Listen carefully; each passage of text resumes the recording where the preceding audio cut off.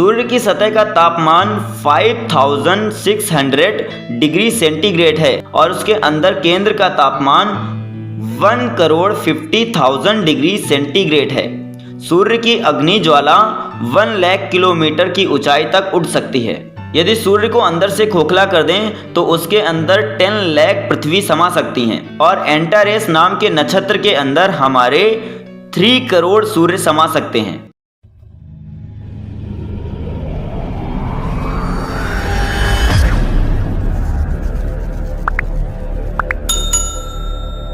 जो ये विश्वास नहीं करते कि कोई खुदा भी है, मैं आज उनको बताना चाहता हूँ कुछ एक ऐसी बातें जिससे उनको ये मालूम होगा कि सच में खुदा के सिवा इस कार्य को और कोई नहीं कर सकता। ब्रह्मांड। हम एक नज़र इन करोड़ों भीमकाय सितारों पर डालें जो कि हमारी इस पृथ्वी से लाखों करोड़ों गुना आकार में बड़े हैं। ये सारे तारागण रोशनी, ऊर्जा व आग उगल रहे हैं। ये सब अपने अपने निर्धारित रास्ते व गति के नियम में चल रहे हैं और एक दूसरे से टकराते भी नहीं हैं। ये देखने से हमारे ध्यान में एक सर्वशक्तिमान सृष्टिकर्ता आ जाता है। कण कण में ईश्वर की छाप है। इस महान ब्रह्मांड की कुछ प्रमुख बातों पर हम नज़र करें और खुद निर्णय करें, क्या वो जो कहते हैं कि ईश्वर नहीं है वे अज्ञानी नहीं हैं? और क्या मनुष्य ईश्वर की रचना अपने हाथों से कर सकता है? गैलेक्सी। रात को यदि हम आकाश की तरफ आंख लगाएं तो हमें हजारों तारे नजर आते हैं। ये सब तारे हमारी अपनी गैलेक्सी के हैं जिनका नाम मिल्की वे। गैलेक्सी का मतलब है अनगिनत तारों का बड़ा झुंड, जो एक बादल के टुकड़े की तरह समझा जा सकता है। हमारा अपना सूर्य एक नक्षत्र है। इस जैसे हमारी अपनी गैलेक्सी मिल्की वे में करीब 20,000 करोड़ सितारे हैं।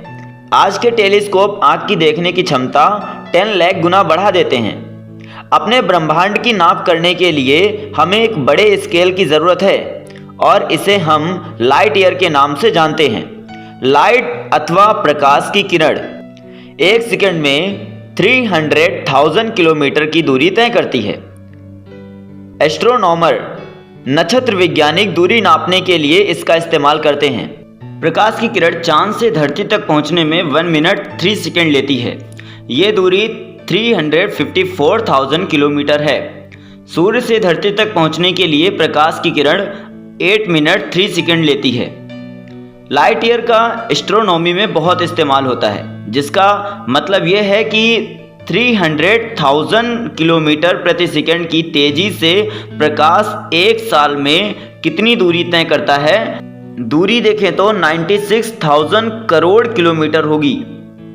पृथ्वी से सबसे नज़दीक का नक्षत्र है अल्फा सेंटूरी। इसकी दूरी 4.3 लाइट ईयर है।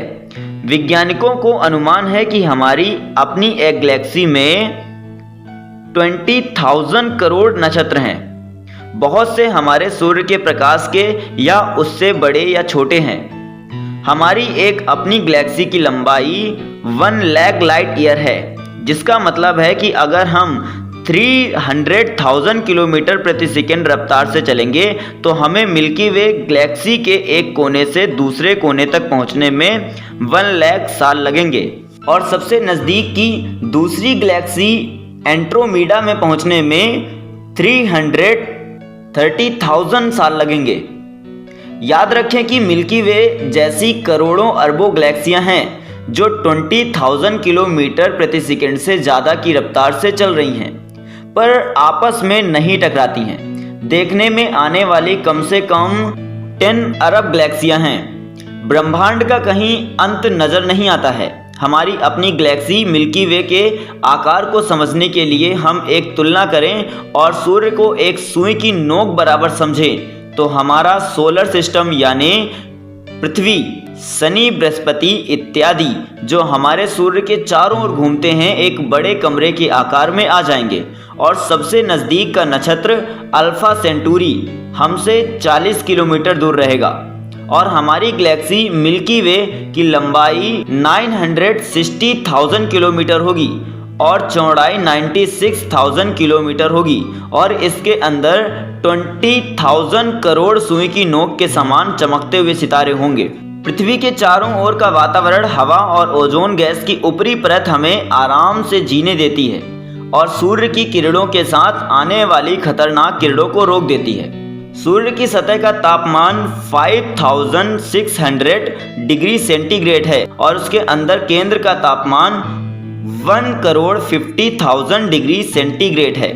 सूर्य की अग्नि ज्वाला 1 लाख किलोमीटर की ऊंचाई तक उड़ सकती है। यदि सूर्य को अंदर से खोखला कर दें तो उसके अंदर 10 लाख पृथ्वी समा सकती हैं और एंटारेस नाम के नक्षत्र के अंदर हमारे 3 करोड़ सूर्य समा सकते हैं। दूसरा नक्षत्र हमारे सूर्य से 15,000 गुना अधिक चमत्कार या रोशन है। इन सब का कौन जिम्मेदार है? किसी भी समझदार इंसान के लिए यह संभव नहीं है कि वह नक्षत्रों से भरे आकाश को देखे और उसके दिलो दिमाग में सृष्टि और अनंत जीवन के विचार ना आए। सृष्टि के आरंभ व उसके अंत तक संबंधित छिपी बातें हमारे जीवन से जुड़ी रहती हैं। सारे ब्रह्मांड के नक्षत्र एक गति से और अपनी दिशा के अनुसार सही मार्ग पर चल रहे हैं। वो अपने रास्ते में एक सेकंड भी नहीं खोते हैं। बाइबल बताती है कि परमेश्वर हर नक्षत्र को उसके नाम से जानता है और उनकी संख्या भी जानता है। भजन संहिता 147:4।